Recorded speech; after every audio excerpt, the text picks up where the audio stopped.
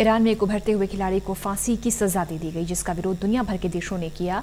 मानवाधिकार संस्था, मानवाधिकार कार्यकर्ताओं ने किया, लेकिन ईरान ने किसी की भी नहीं सुनी।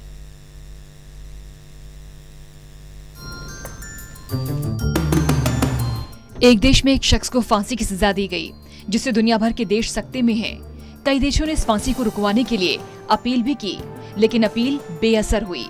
ईरान में कुश्ती में नेशनल चैंपियन रहे नाविद अफकारी को फांसी की सजा दी गई है।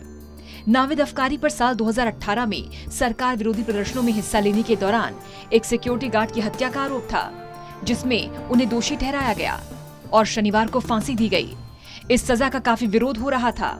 विरोध न केवल ईरान में बल्कि दुनिया भर के देश फांसी न देने की अपील कर रहे थे। अमेरिकी राष्ट्रपति ट्रंप ने ट्वीट कर कहा था, मैं ईरान के नेताओं का शुक्रगुजार रहूंगा अगर वे नाविद को क्षमा कर देते हैं और फांसी नहीं देते हैं। इसके अलावा अफकारी की सजा के विरोध में 85,000 एथलीट्स की अगुवाई करने वाले वैश्विक संगठन ने भी ईरान से सजा पर रोक लगाने की मांग की थी और मांग अनसुनी करने पर चेतावनी तक दे डाली थी कि अगर ईरान ने फांसी नहीं डाली तो ईरान का खेलों की दुनिया में बहिष्कार किया जाएगा।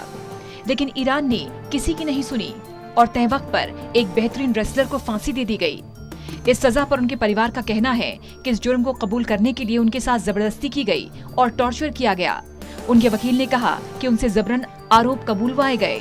उधर मानवाधिकार संस्था एमनेस्टी इंटरनेशनल ने उनकी फांसी को न्याय पर आघात बताया।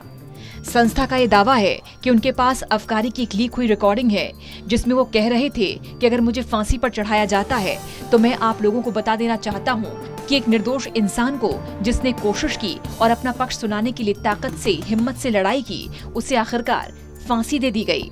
ईरान में साल 2018 में गिरती अर्थव्यवस्था और सरकार की कठोर नीतियों के विरोध में जोरदार प्रदर्शन हुए थे। इन विरोध में अफकारी भी शामिल थे। ईरान ने इसके पीछे इजराइल और अमेरिका को जिम्मेदार ठहराया था। माना जा रहा है कि इन्हीं विरोध प्रदर्शनों में शामिल होने की वजह से अफकारी को मौत की सजा हुई। हालांकि पिछले महीने ईरानी चैनल पर अफकारी का एक वीडियो दिखाया गया, जिसमें वो कथित तौर पर अपने गुनाहों को स्वीकारते नजर आ रहे थे। इस दौरान उनका लिखित बयान भी दिखाया गया। हालांकि मानवाधिकार संगठनों ने इसे सरकारी प्रोपेगेंडा बताकर खारिज कर दिया था। Special desk, total news.